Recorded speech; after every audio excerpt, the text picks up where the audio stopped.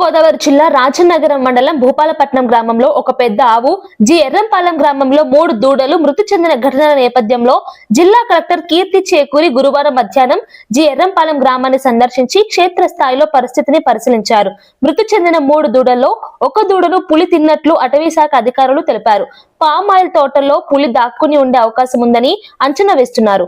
Collector ఆదేశాల మేరకు అటవీ, పోలీస్, రెవెన్యూ, మున్సిపల్ శాఖలు సమన్వయంతో చర్యలు చేపడుతున్నట్లు అధికారులు చెప్పారు.